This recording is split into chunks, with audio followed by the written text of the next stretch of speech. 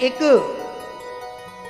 दर्जी था और उस दर्जी का नियम था कि वो राजा के कपड़े सिला करता था। राजा के घर से जो भी चीजें आती थी वो सब उसकी सिलाई की जिम्मेदारी थी।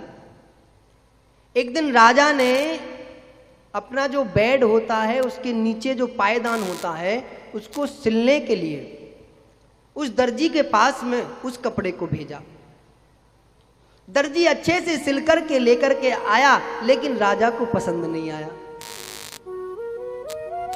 तो राजा ने दर्जी से कहा कि एक काम करो, इस कपड़े को हम तुम्हें कुछ हीरे जवाहरात इत्यादि देते हैं, सामान देते हैं, और इसको बढ़िया सा तुम तकिए बना दो, 2 तकिए बना दो। तो दर्जी को आज्ञा का पालन करना था। दर्जी लेकर के आया। वापस से दर्जी ने तकिए के खोल बनाए और तकिए के खोल बना करके उन तकियों में सुगंधित इत्र की रुई जब भरी तो उन तकियों से सुगंध आने लगी। दर्जी ने अच्छे से सिला। अचानक से जैसे ही सुगंध उसकी नाक में गई और जब संपूर्ण वो पूरा हुआ उसका तकिए का स्वरूप, तो वो तकिया बड़ा सुंदर लगने लगे। उस दर्जी ने सोचा ये तो तकिए किसी मनुष्य के लिए नहीं है, यदि इनका स्वरूप देख करके बताएं तो ये किसी मनुष्य के लिए नहीं है, ये तो भगवान के लिए है।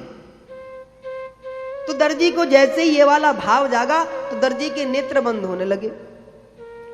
मेरे द्वारा सिले हुए इन तकियों को कृपा करके कभी अवसर मिले तो अपनी सेवा में ले लेना। अब दर्जी ने आंख बंद कर रखी है। दर्जी के आंखों के सामने एकदम से एक दृश्य आया कि भगवान जगन्नाथ का रथ की यात्रा में लाखों लोग, हजारों लोग, लाखों लोग भगवान रहे हैं और अचानक से खींचते खींचते किसी के द्वारा भगवान के पीछे का जो कपड़ा है वो फट गया है। कमर की जो मसंद का कपड़ा है वो फट गया है। अचानक से उस भाव में खोते खोते उसने उस दृश्य में देखा कि वो दर्जी अचानक से भगवान जगन्नाथ के रथ के पास में जाने का प्रयास करता है। जा नहीं पाता तो अपने हाथ से उस तकिए को फेंक देता है। वह तकिया भगवान को अर्पित हो जाता है। अब महाराज ये दृश्य सामने चल रहा था, भाव में लेटे लेटे, भाव में खड़े खड़े। अब अचानक से आंख खुली तो आंख खुल के सोचा अरे ये क्या हुआ। तो अपने कक्ष में गया तो देखा एक तकिया वहां से गायब था। अब मन में डर आने लगा कि राजा का तकिया है, ये कहां खो गया। अपनी पत्नी से पूछा कि यहाँ 2 तकिए थे, कहां चले गए। बोले महाराज आपको पता होगी, आप नहीं रखे थे। तो सीधे भगवान के मंदिर में जाता है कि प्रभु से कहता है प्रभु क्या सच में ही आपने मेरे यदि आपने स्वीकार किया है तो एक बार बस बता दीजिए कि आपने मेरे हाथ से सिला हुआ तकिया जो भाव में तुम्हें अर्पण कर रहा था वो यदि आपने स्वीकार कर लिया है तो मैं, आप जिसको स्वीकार कर लेते हो उसको कभी जीवन में भय नहीं रहता। यदि आपने स्वीकार नहीं किया तो मुझे भय है। तो भगवान एकदम से एहसास कराते हैं हाँ मैंने तेरा ये वस्त्र स्वीकार किया है। उसको विश्वास नहीं होता तो वो अपने किसी सगे संबंधी को भगवान जगन्नाथ की रथ यात्रा की तरफ भेजता है। वो देखता है क्या ऐसा कोई वस्त्र वहां पर रखा हुआ है, तकिया रखा हुआ है। तो वो बिल्कुल कहता है हाँ रखा हुआ है। क्या कपड़ा कोई फटा था। बोले हाँ फटा था। ये सारी सच्चाइयों से ओतप्रोत घटनाएं हैं।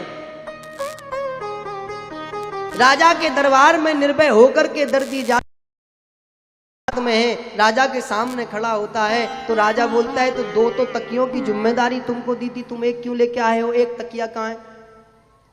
बोले महाराज वो तो जगन्नाथ प्रभु ने ले लिया। बोले मजाक मत, वो राजा साहब के लिए थे। बोले हाँ राजा साहब थे तो आपके ही लिए, लेकिन मेरा भाव ऐसा जगा था कि ये जगन्नाथ प्रभु के लिए, भगवान के लिए हैं ये तकिए, किसी के लिए नहीं है। इसीलिए भगवान ने उसे स्वीकार कर लिया। अब तो साहब राजा को बड़ा क्रोध आया। राजा ने सोचा ऐसा भी हो सका, जगन्नाथ प्रभु की दूरी यहां से हजारों किलोमीटर है और इसका मतलब ये चोरी करना चाहता है, ये रखना चाहता है। तो राजा आदेश देता है कि इसको तत्काल प्रभाव से कारागार में डाल दो। तत्काल प्रभाव से कारागार में डाल दिया। दर्जी कारागार में पड़ा है। भगवान से कहता है, क्या प्रभु तुमको कोई व्यक्ति यदि कुछ अर्पित करता है तो उसको कारागार में जाना पड़ता है क्या? बोले मैं तो अर्पित भाव किया था, तुमने तकिया ही ले लिया, भाव ही ले लेते, कम से कम जेल से बच जाते।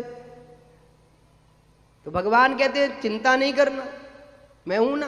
तो रात्रि में जब राजा सोता है तो राजा के सामने एक बड़े विशालतम युग पुरुष जैसा व्यक्तित्व, इतना खतरनाक टाइप का व्यक्तित्व दिखता है और राजा को बार बार मारता है कि तू मेरे भक्त को कारागार में डालेगा, तू मेरे भक्त को दंड देने का प्रयास करेगा। और कौड़ों से पिटाई होती है। राजा एकदम से चीख करके सोता हुआ खड़ा हो जाता है। अपनी कमर जैसे ही देखता है कौड़े के निशान दिखते हैं और भागा भागा बाहर आता है। कारागार की तरफ से कहता है कि तुरंत दर्जी को बाहर निकालो, इसका प्रसाद तो भगवान ने स्वयं ले लिया है और यदि ये कुछ देर और रहा तो भगवान मुझे बहुत दंड देंगे। ये भगवान की भक्ति का प्रभाव है।